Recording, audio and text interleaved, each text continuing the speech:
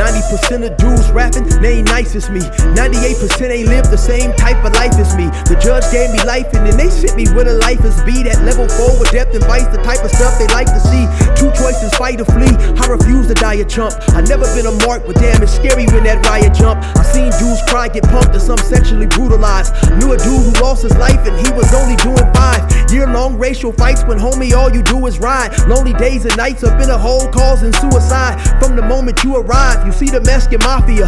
AB skinheads with big giant swastikas. Pro-black philosophers, the BGF, the Kumi, and Muslims who will murk you from the nation to the Sunni. That MS was loony, quick to ride up on they rival. Even Christians went to church, hide knives up in they Bible. Political and tribal, the Crips and Damus, the Long Beach, the Hubs and the Dubs and the Grooves, the IE, the Bakersfield, the Dago Pyrus, the hustlers quick to roll, the gangsters gon' move. Whatever click you choose, you better stick.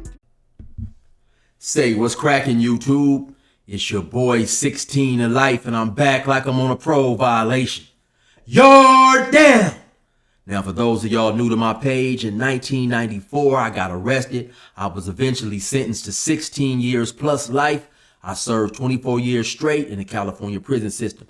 During those times, I accumulated some good stories and also some good insight on things related to gangs, prison, and the streets. I'm going to share a little bit with y'all today. If you like the video, be sure to hit that notification bell. That way, anytime I drop a story, you will be notified ASAP Rocky. You can hop on it whenever you're ready. Also, leave a comment and subscribe to the channel.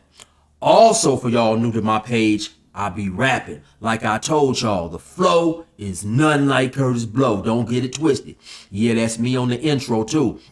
You also can go to my YouTube playlist, scroll down to gas stations, and you will find a lot of my music right there. Rock with your boy, man. Now, all that being said, let's hop up right into this story.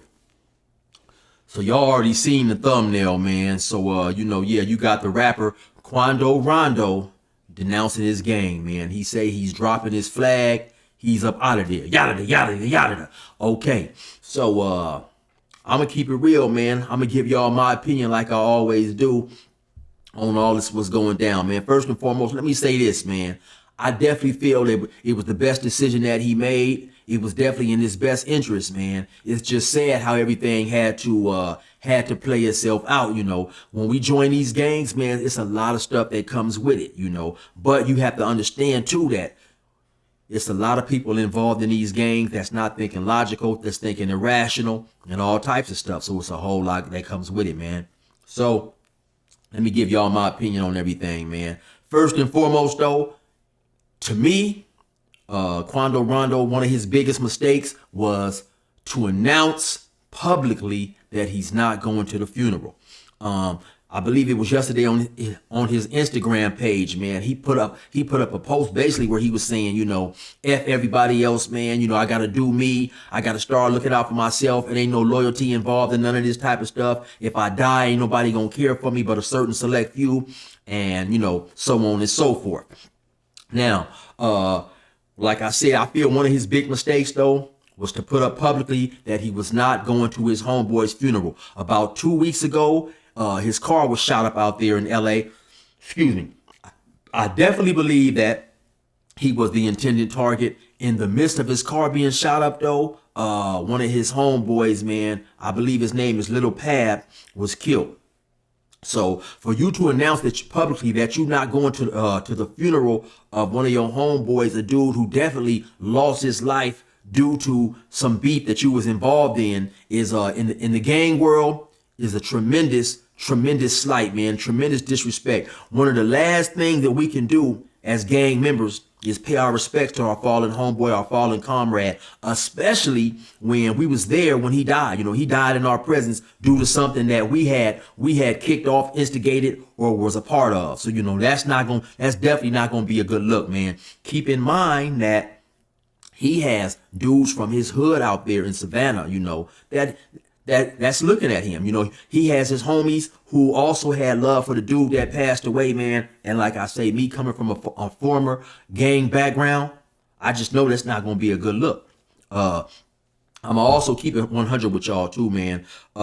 Anybody that's close enough to be around Quando Rondo, be in his inner circle, be chilling with him while he's taking trips to LA, wherever. You have to be aware of what this dude, the situation this dude has created, man. So you have to be mindful of that. Everybody is not rooting for this dude. You have some dudes who may be potentially gunning for this dude, man. And so when you hanging around a dude, man, who has created all this type of beef, man, you definitely have to be mindful that somebody can pop out at any second and start trying to take your life, you know. So that was just a bad choice also on that dude. But when I say that dude, I'm talking about his partner that got killed, because sometimes we don't consider, man, that this stuff is serious. You know, why these dudes be running around clowning, disrespecting the dead, things definitely can get serious. And then also, you know, like I said, man, Quando Rondo may have to deal with some of his immediate homeboys who are not too happy about the situation. Suddenly now this dude loses his life. Now suddenly you want to step away and say, F everybody, I'm not hanging out, I'm not kicking it with y'all. In that statement that he made, he named off a small select few who he was going to be kicking it with from here on out, or whatever, people who was in his inner circle. Now, in my opinion, the first person he should have named was Little Tim. That's just my opinion. But the last person he named was Little Tim. And the way I perceived it as, he named off a few people and he almost threw Little Tim in there as a afterthought. You know, now since Little Tim and him was together in Atlanta, Little Tim, they got into it with King Von. Little Tim jumped out, started shooting. King Von lost his life. There's been some back and forth ongoing beef on social media between just a lot of people vlogging or whatever, saying that Little Tim and Quando Rondo wasn't cool. Who knows, man? But Little Tim has potentially risked his freedom and also potentially risked his life, man, coming to the aid of his homeboy. And like I said, to me, it sounded like he threw him in as an afterthought, man. You know, keep in mind that King Von was a very close, good friend, associate of Little Durk, who has an extremely big bag, man. When King Von lost his life, you had Quando Rondo, you know, making songs about it on certain social media sites, certain social media platforms, basically antagonizing and irritating the situation. You know, when you do things like this, man, you're going to make people get in their feelings, man. And some individuals may or may not want to have you hurt. You know, I'm not saying that. I'm just saying that you'd have to be extremely careful, you know. And when King Von lost his life, you know, on the side of Quando Rondo, we was all fun and games. Now suddenly people around him start dying. And now this time he wants to reevaluate his life and have an epiphany and talk about this life ain't for me. You know, like I say, man, stuff gets real. You know, stuff gets real. Also, let's keep in mind, too, that in the eyes of Quando Rondo's homie, because this is what I know personally, man, a lot of times people got bad habits of trying to count your bread, trying to count how much money you got. So maybe even possibly Quando Rondo's own immediate homeboys that's in his circle and dudes that's representing the hood that he claims. Keep in mind, he claims a gang that's out in Savannah, Georgia, even though it's neighborhood 60s, they out in Savannah. So you have homeboys, you know, everybody, you can't be close to everybody. You may have some of them dudes counting your bag, trying to figure out or assume how much money that you got, you know. Now, this is just, man, right here, this is just pretty much for all gangs, period, right here, man. When you part of a collective and you out there, but you're really one of the ones that's out there stepping, putting in work, popping that thing, giving your hood that, you know, that notoriety. It may be an individual from your hood, whether he can be a rapper, he can be a dope dealer, somebody that's getting a big bag, but he's not really out there putting in that pistol work. The dudes that's putting in that pistol work, they gonna feel you have an obligation to take care of them, man. And that's just how the game go, man. Whether you choose to take care of them or not is up to you. But you're going to have certain individuals, man, who feel by their reputation alone and the work they've been putting in for the hood, you deserve to give them something, you know. And if you choose not to give them something, you possibly could rub them the wrong way and create animosity and more hate coming from your own hood, because, you know, sometimes that's the situation, man. Like I said, if you don't compensate the dudes in your hood, or if you don't compensate them in a way they feel they should be compensated, they may start gunning for you, man. And that's just how the situation gets sometimes, man. You know, a lot of gang members, like I say, man, myself included, we had illogical thoughts. You know, we're irrational, we're extremely immature, and we're working out of a different thinking kit than people in a free world perspective, man. So people that's out there in a free world perspective. And so we definitely have to keep all these things in mind, man. Like I said, now, so suddenly now, and I'm pretty sure it was due to the passing of his homeboy, man. Like I say, the dude died right there in front of him, right there with it. So now suddenly he has realized, you know what, man, this life ain't worth it, man. Because what sense does it make, man, to get all this money, get all these millions, and be killed 5 or 6 months later, a year later, or potentially put yourself in a situation to where you have to go to prison. Now you in prison for the next 15, 20 years. You can't enjoy that money, and you definitely can't enjoy it in a way like you would have enjoyed it on the street. So, suddenly now he's reevaluated his situation, and he's saying, hey, you know what? The things that are most important to me, man, are my family, my daughter. And, I applaud him for that, man. I commend him. He did make a smart decision. But like I said, previously, before you came to that conclusion, you was antagonizing, you disrespecting the dead, which in my opinion is definitely, a no-no. But that's something that this younger generation, they seem to enjoy doing. And it creates an atmosphere that can potentially become extremely dangerous, violent, and put yourself in a position, man, to where you have to lose your life. Also, he has, and I'm talking about Quando Rondo, he has a high visibility. He's recognizable to a lot of people. So when you out there, you doing all this type of antagonistic behavior, you never know who your ops is, man. King Von didn't have friends and family in Chicago, man. He had friends all over the world, not to mention that people travel. Who knows how that campus is feeling. But all I'm saying is this here, man. When you have been closely associated to the passing of King Von, then on top of that, you disrespecting him, and then you out here, you out there, these dudes, they go, wherever they go, they dropping their location, they letting people know they there through their social media sites and all that type of stuff. It's easy for somebody to slide up on you, man, and put that work in, get back on you. It may be a person not even connected to that situation. It may be a person who just want to get some clout. It may be a person who wants to rob you. You know what I'm saying? Because everybody doesn't necessarily agree with dissing the dead, being disrespectful and stuff like that, antagonizing the situation, man. So it's just a lot of different variables that a person sets himself up for without realizing when he's doing a lot of these things, man. And so at the end of the day, now he wants to drop his flag. Now keep in mind too, like I said, even though he's representing neighborhood 60s,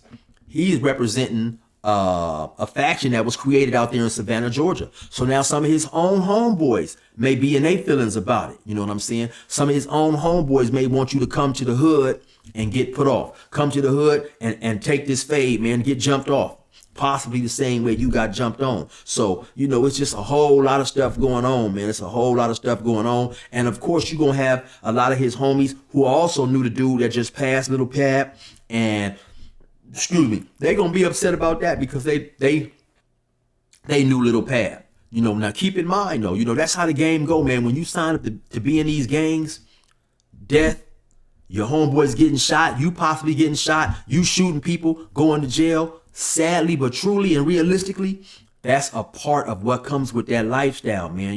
This ain't no type of thing where you can just hop in and hop out whenever you feel like it. You know what I'm saying? And so now he's come to the realization that, people ain't in my corner like I thought they was. And it's a rapper that I listen to from time to time, man. Slumlord Trill. Shout out to Slumlord Trill, man. He got a line in one of his songs, and he says basically like this. He say, everybody rapping ain't gonna blow. Everybody banging ain't gonna go. And basically what he's saying is, man, just because a dude is affiliated with your hood or claiming your hood doesn't mean his heart is in it, man. Everybody's not going to ride for you. Everybody's not going to ride with you. Everybody has different levels of dedication to their gang, man. And that's what I be saying all the time, man. But, when we're young, when we're immature, we have irrational thinking. We thinking everybody is going to do what I think a gang member is supposed to do. And that's not always the case. And sometimes you find out the hard way, man. And so, yeah, that's just my opinion on the situation right there, man. Quando Rondo has publicly announced that he is no longer representing the gang. He's done with the gang. He's done with the gang banging. And like I said, you know, in my opinion, yeah, he did make the best decision for himself and his family, his inner circle. But unfortunately, sometimes just because you are ready to leave the streets and those who consider themselves your ops may not be willing to let you go so easily. You know what I'm saying? You can't disrespect the passing or the losing of an individual's life and then suddenly say, hey, you know what? I'm done. And my last thought is this here too. What is his next step in terms of his musical career? Does he continue to put out more music? Because I'm wondering how his next project is going to look. Because even though I haven't heard any of his music, I'm assuming that his career was made on basically being in the street, you know, gangster type rap, you know, talking about street type stuff. So now how is your fans going to look at you now that you no longer represent that life? You know, what is your next project going to sound like? And is your fan base going to be willing to you know, continue to purchase your music when you have made this drastic change in image, thinking, etc., etc.? Because, you know, to a lot of the fans, they buy this music believing that you are that individual you portray yourself to be when you're making these songs. Now, for whatever reason, you may have some of the fans feeling like, okay, this dude ain't the dude he said he was. So like I say, man, it's definitely gonna get sticky before it gets cleaned up, in my opinion, man. But anyway, you already know what it is, man. It's your boy 16 to life. Resume normal program.